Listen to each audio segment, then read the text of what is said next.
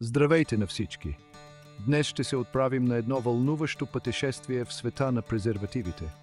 Знаете ли, че презервативите съществуват от много отдавна? Използват се от хиляди години. Невероятно, нали? От нашите древни предци до днес, хората са използвали това малко изобретение. Наистина удивително. Представете си свят без презервативи. В миналото са ги правили от животински черва и рибени мехури. Звучи ужасно, нали?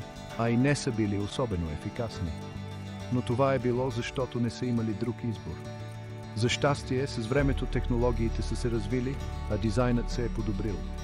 Днес презервативите играят важна роля за нашето здраве и свобода. Готови ли сте? Хайде да се потопим заедно в тази увлекателна история на презервативите. Нека се върнем назад във времето, в древен Египет, преди около 3000 години. Можете ли да повярвате, че презервативи са се използвали още тогава? Древните египтяни са били доста напредничави в много отношения. Разбира се, не са имали каучук, но са били много изобретателни в използването на това, което природата им е предоставила. Въз основа на откритите артефакти знаем, че са използвали ленена тъкан и животински мехури като ранен вид контрацепция. Само си представете лен по времето на фараоните. Не сме напълно сигурни как точно са използвали тези преисторически презервативи. Но това, което знаем е, че древните египтяни са познавали добре телата си и са били наясно с сексуалността. Не са се страхували да изследват и са разбирали значението на предпазването. Невероятно е как неща, които днес приемаме за даденост, са съществували хиляди години. Но това не е краят на историята за презервативите. Историците смятат, че в древен Египет кондомите не са били използвани само за удоволствие. Те са имали и духовна страна. Има доказателства, че кондомите са били използвани в различни ритуали и вярвания. Например, вярвало се, че носенето на кондом прогонва злите духове и увеличава плодовитостта. Тази връзка между секса, контрацепцията и религията се прокарва през историята на кондома. Може да се каже, че връзката ни с този малък предмет винаги е била сложна и дълбока. Всичко това ни кара да се запитаме: какви други тайни се крият в миналото? Може би никога няма да узнаем всички отговори, но едно е сигурно. Кондомите са част от човешката култура от много отдавна. Говорихме си вече за лен и рибни мехури. Но знаете ли, че древните египтяни може би са ги използвали за контрацепция? Хората са били наистина изобретателни.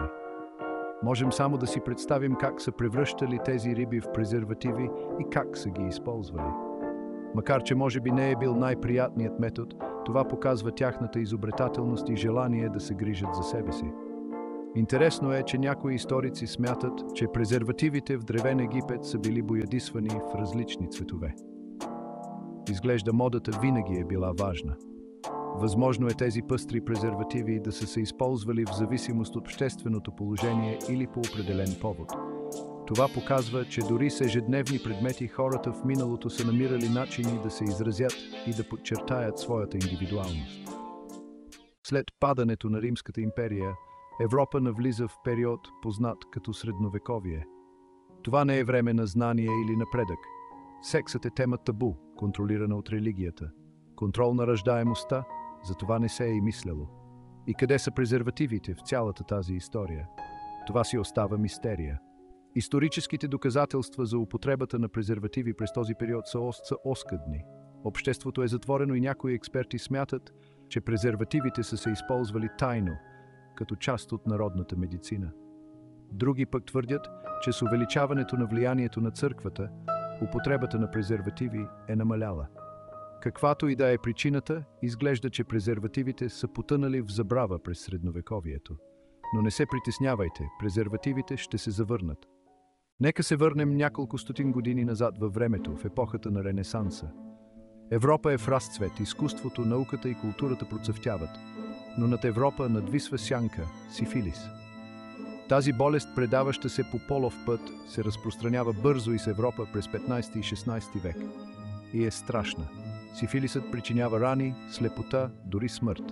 Хората са ужасени, те търсят всякаква защита от тази напаст. И тогава презервативът се завръща на сцената. Епидемията от сифилис кара хората да търсят начин да спрат разпространението на болестта.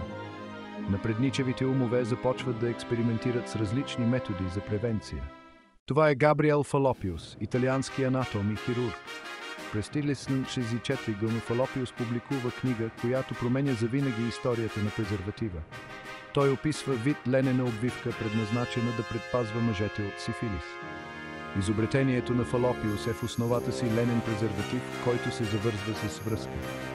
За да се увеличи ефикасността му, той препоръчва да се потапя в лечебен разтвор. Все още се спори дали Фалопиус наистина е изобретил ленения презерватив. Някои историци смятат, че подобни устройства са се използвали много по-рано. Въпреки това, записките на Фалопиус са важни, защото са най-ранното известно писмено доказателство за употребата на презерватив в медицината, особено за превенция на полово предавани болести. Неговият труд помага презервативът да се превърне от тема табу в научен и медицински въпрос.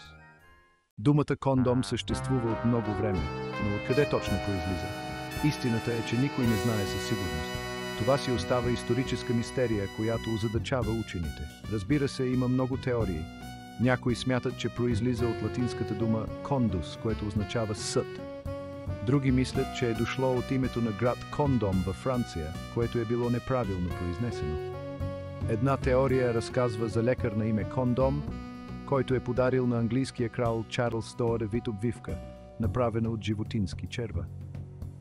Независимо от произхода си, думата кондом е била възприета и е станала широко използвана.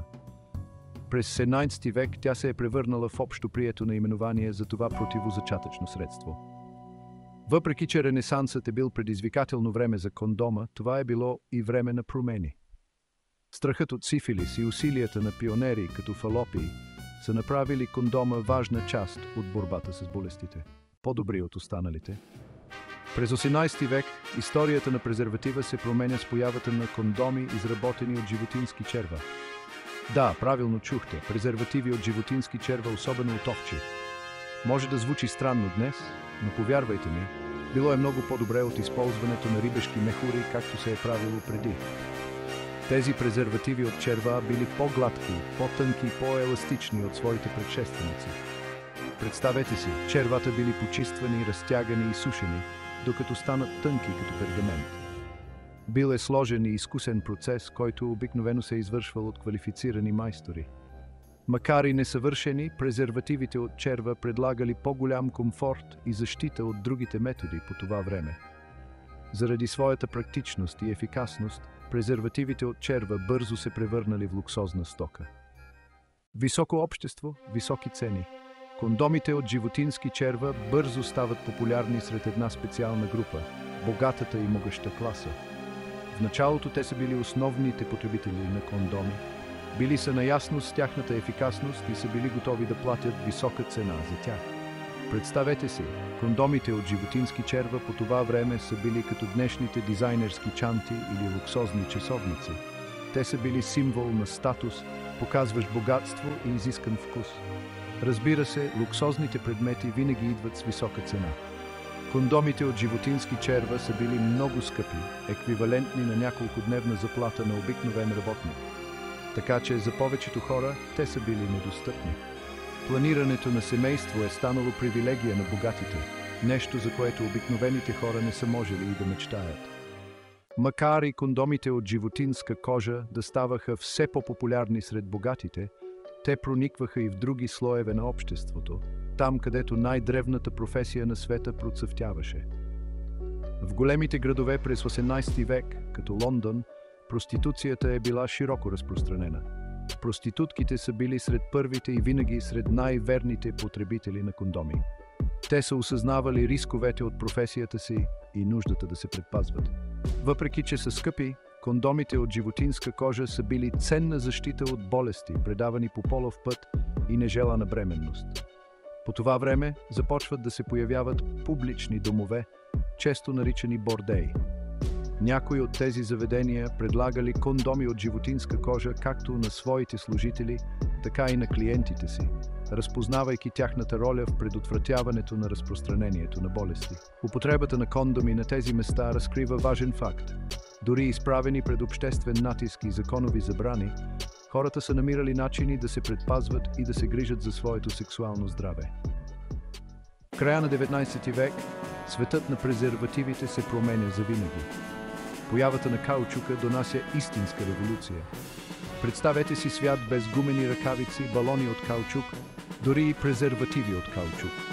Днес е трудно да си го представим, но по онова време този универсален материал е бил невероятно откритие.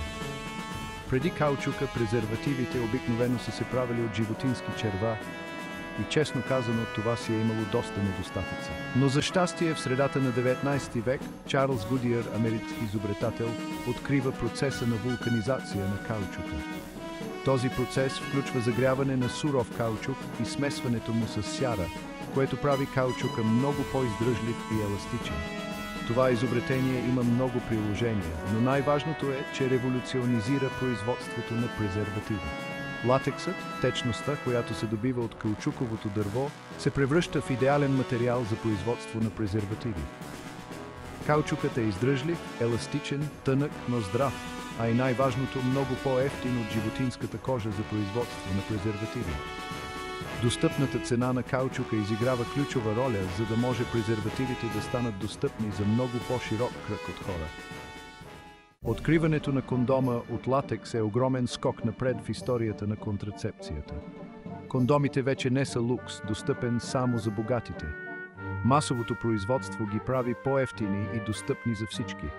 Цели фабрики са построени само за производството на тези тънки продукти от латекс.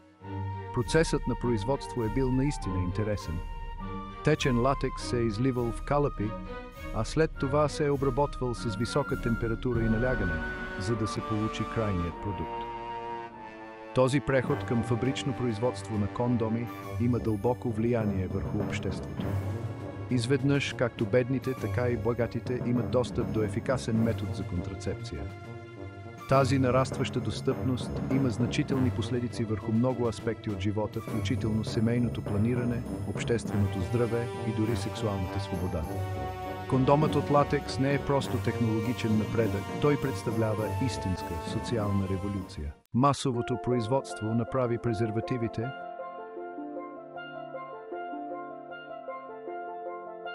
достъпни за всички.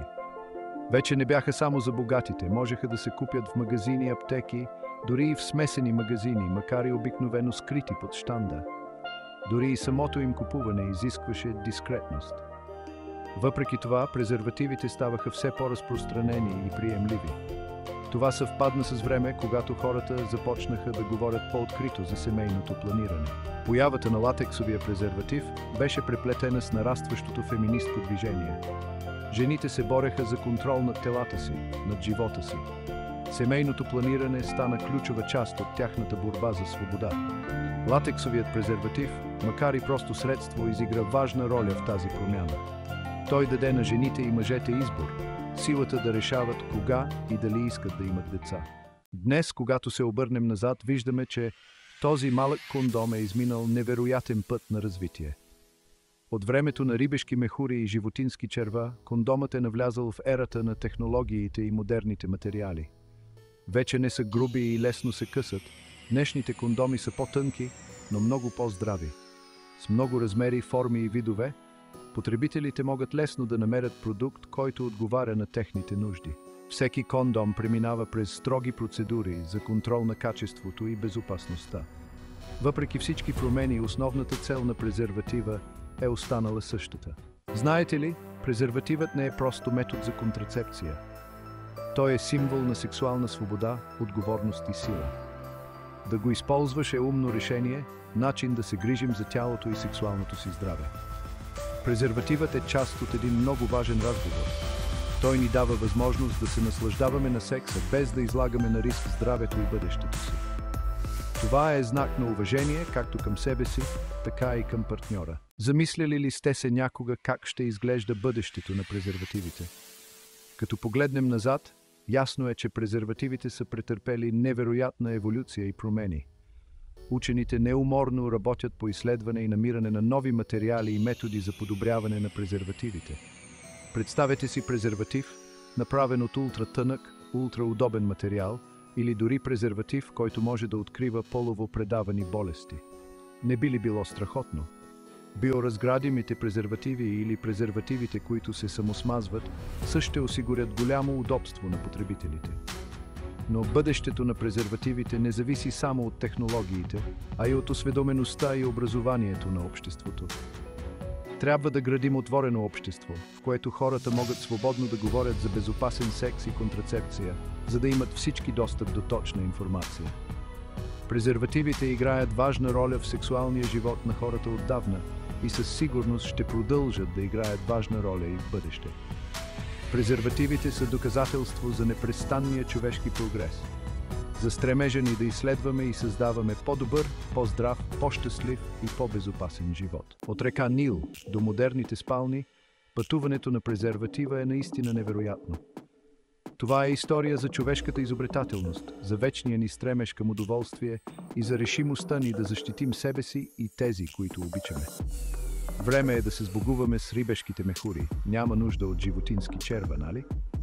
От обикновени обвивки презервативът се е превърнал в символ на сексуално освобождение и в стълб на общественото здраве. Така че, следващия път, когато видите презерватив, отделете момент, за да помислите за неговата дълга история и значение. Той е доказателство за ангажимента ни към по-здравословен и щастлив живот. Запомнете, знанието за сексуалното здраве и отговорното вземане на решения са от ключово значение. Нека заедно предадем посланието по-добре да се предотврати, отколкото да се лекува на бъдещите поколения.